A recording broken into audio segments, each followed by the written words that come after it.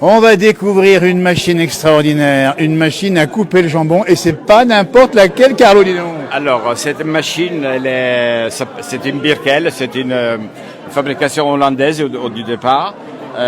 C'est les seules machines dont on ne met pas d'huile, ce sont de la pierre.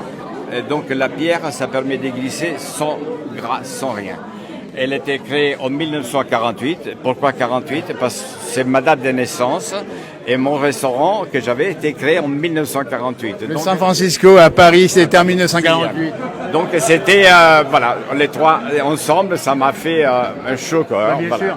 Elle a servi au restaurant? Elle a servi au restaurant jusqu'il y a 3 ans. Ah oui, d'accord. Mais je n'avais 3. Ah oui. Ça. Donc j'ai laissé les 3 autres, j'ai pris la plus belle. Alors, en 2 mots, comment ça marche? C'est simple, voilà. Vous avez une petite poignée, ici vous mettez le jambon là-dessus, vous le bloquez. Et ensuite, vous avez une machine, ici on règle. Voilà, l'épaisseur, c'est-à-dire 1 ou 2 épais, moins épais. Et puis vous tournez. Alors ça a un bruit extraordinaire. Vous voyez, ça roule, essayez de tourner, ça roule tout seul, et sans gras, sans rien. C'est extraordinaire. Et la coupe n'est pas comme les machines électriques. Quand c'est électrique, ça chauffe si tu veux, les saucissons, les jambons, peu importe qu'est-ce qu'on coupe en viande. Et la fibre n'est plus du tout la même. Les goûts partent. Là, la lame, elle reste. Alors, la lame est extrêmement fine, la lame. Et la lame est très fine. Elle fait 7 kilos, la lame. Dis donc. Ouais, 7 kilos et ne chauffe pas, et n'abîme pas, et ne garde les goûts. Ah, ça c'est formidable. Ça c'est l'art de vivre à l'italienne. Il y a la machine, c'est les produits.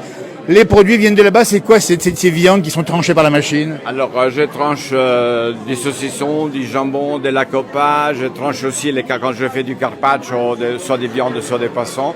Je congèle un tout petit peu de façon qu'elles soient un peu fermes. Et puis je les mets, je les coupe. Et je les coupe exactement à la bonne épaisseur. La bonne épaisseur.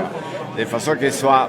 Et puis, je dis, ça chauffe pas l'aliment. Absolument. Et les saveurs sont exhalées par... Et les saveurs restent. Voilà, absolument. Exactement. 1948, elle paraît toute neuve en plus.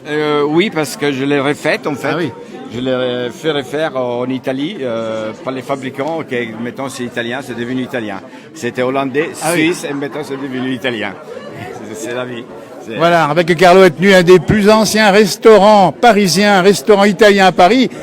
Donc il y avait tout à Paris, il y avait les saveurs, les produits, l'art de vivre et les machines également. Et la machine également, l'art de vivre, parce que j'adorais recevoir les gens. Et en fait, les gens qui venaient au restaurant, c'était comme des gens chez eux. Ils me disaient bonjour, salut, comment tu vas, qu'est-ce que je mange aujourd'hui, aller voir les chefs.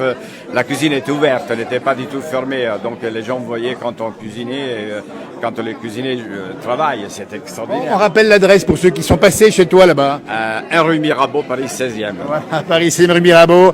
La machine est venue ici à Manigo, ici, on va montrer parce que on est juste avant un repas italien, on va le dire, avec la semaine italienne Manigo ici. Et t'as voulu, c'est beau ça de dire, toi maintenant qui habites à Manigo, tu voulais transférer un peu ton amour d'Italie ici. Mon amour d'Italie, parce qu'en fait, la Savoie, c'était, faut pas l'oublier. Exactement.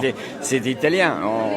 Et ici, il y a beaucoup d'Italiens en fait qui vivent ici, mais qu'on ne connaît pas parce que les gens se parlent plus ou moins.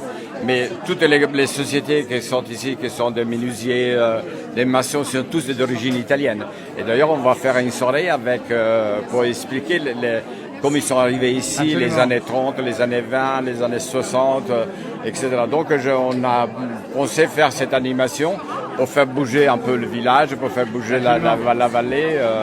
Les Savoies doivent beaucoup à nos amis italiens qui ont fait un gros travail. D'ailleurs, on salue la communauté italienne en France et en Italie également. Et puis tout le monde mange des pâtes. Il ne faut pas l'oublier que les pâtes aujourd'hui. Et bien sûr. Merci beaucoup, Carlo, de cette passion pour l'Italie. Tu nous emportes ici. Merci beaucoup. Merci.